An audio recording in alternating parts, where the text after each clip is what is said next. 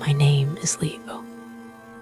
This happened back in 2021 when I was working a night shift at a warehouse. I lived in a small town in Colorado where winter wasn't just a season. It was a battle. One Tuesday, my car wouldn't start because the battery was dead. I had no choice but to take the late-night bus. The bus drop-off point was nearly 2 miles away from my house, and the path included a long, unlit stretch of road that cut through a dense pine forest. By the time the bus dropped me off at 11:30 p.m., the light snow had turned into a whiteout. You couldn't see 5 feet in front of you. I tucked my head into my scarf and started the long walk home. About 10 minutes into the walk, the streetlights ended. The only light came from my phone's flashlight. The woods were dead silent.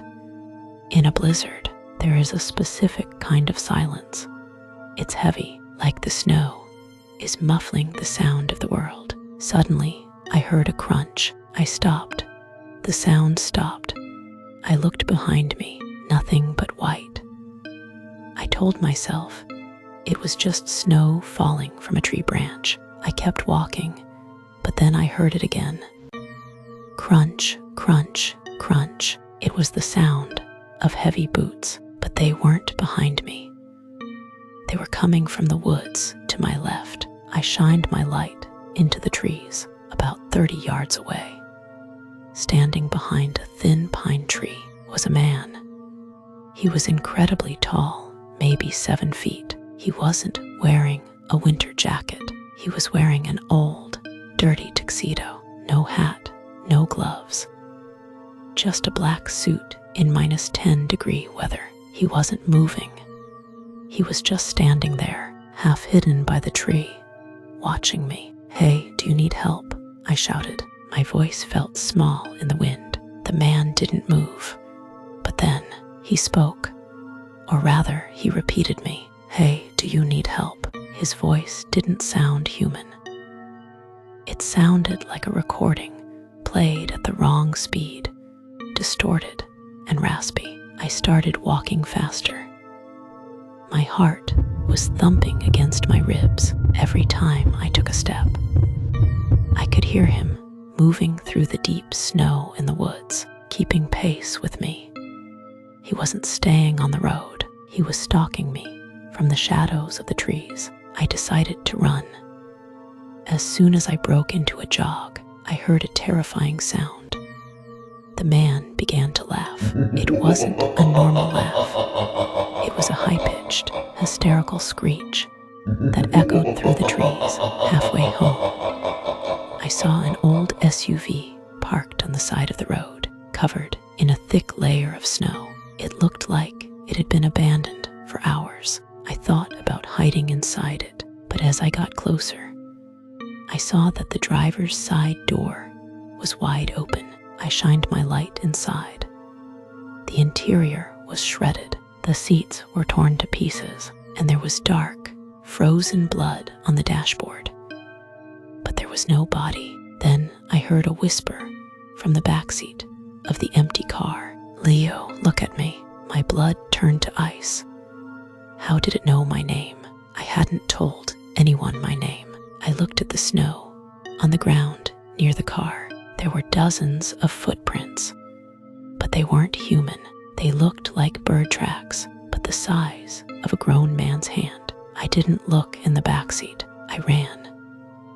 I ran until my lungs felt like they were on fire. I could hear him now.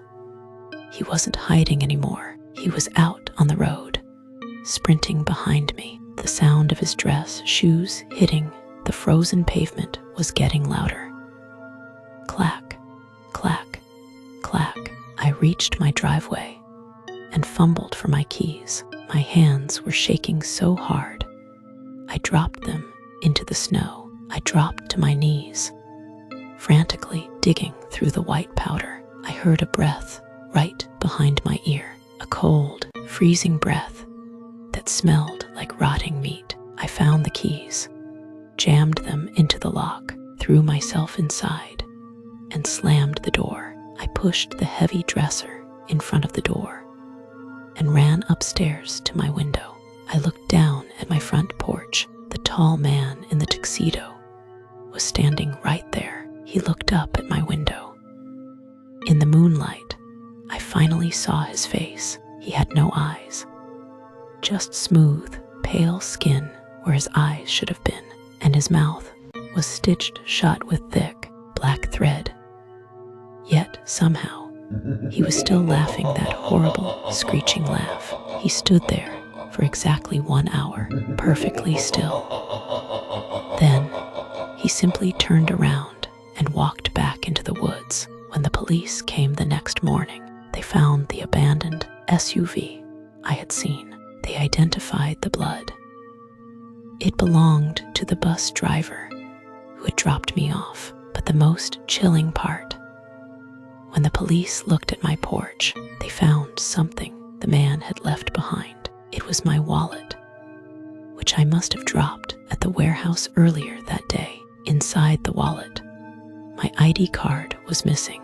That's how he knew my name. And that's how I know he wasn't looking for a random victim. He was looking for me. I moved out of that town the following week, but every time it snows, I still check the tree line because I know he still has my ID and he knows exactly where to find me. 5 years passed. I moved 3 states away to a bright, busy city in Chicago. I lived on the 12th floor of an apartment building. I chose this because there were no trees, no woods, and plenty of people. I thought I was safe, but I never stopped checking the weather. Every time the forecast mentioned snow, I would lock my doors and stay inside. One Friday night, a massive winter storm hit Chicago. The city went quiet. I was sitting on my sofa when I heard a familiar sound. Scratch, scratch, scratch. It was coming from my front door. I looked through the peephole. The hallway was empty. But then I looked down. Sliding slowly under my door was a small, dirty piece of plastic. I picked it up. My heart nearly stopped. It was my old ID card from 5 years ago. It was frozen, covered in a thin layer of ice. On the back, someone had scratched a message with a sharp object. "I found you, Leo." I panicked. I called the police, but how could I explain this? A ghost from 5 years ago put my ID under the door. They would think I was crazy. I went to my kitchen to get a glass of water to calm down. As I turned the tap, I felt a sudden drop in temperature. My breath began to turn into mist inside my own kitchen. I looked at the window. Remember, I am on the 12th floor. Outside the window, floating in the middle of a blizzard, was the tall man in the tuxedo. He had no ropes, no ladder. He was just standing in the air. His stitched mouth was twitching. He raised his long, thin hand and tapped on the glass with a rhythm I recognized. Tap, tap, tap. Then he did something worse. He began to pull at the black threads on his mouth. One by one, the stitches popped. When his mouth finally opened, it wasn't a human mouth. It was a dark, bottomless hole. I ran out of my apartment into the building's hallway. I didn't wait for the elevator. I ran for the stairs. But as I opened the heavy metal door to the stairwell, I realized the building had changed. The stairs were covered in thick, black ice.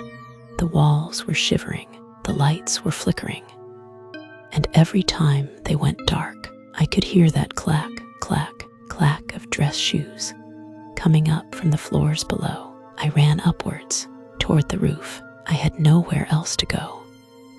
When I reached the roof, the wind was so strong it almost knocked me over. I looked back at the door. The tall man stepped out. He was holding something in his hand. It was a camera, my old camera, that had been in the abandoned SUV 5 years ago. He pointed it at me and took a photo. The flash blinded me for a second. When my vision cleared, he was gone, but lying on the snow-covered roof was a fresh Polaroid photo. I picked it up. The photo showed me standing on the roof, but in the photo, the man was standing directly behind me, his hand on my shoulder. I felt a sharp pain on my shoulder, exactly where the man's hand was in the photo. I ripped off my jacket and shirt. In the reflection of the glass door, I saw it. There was a frozen handprint burned into my skin. It wasn't a bruise. The skin was turned into solid ice. I survived that night, but the mark never went away. Doctors can't explain it. They say that part of my body is biologically dead, yet I can still feel it. It is always cold every time it snows. The handprint glows a faint, ghostly blue. I realized then that he didn't want to kill me that night. He was marking me.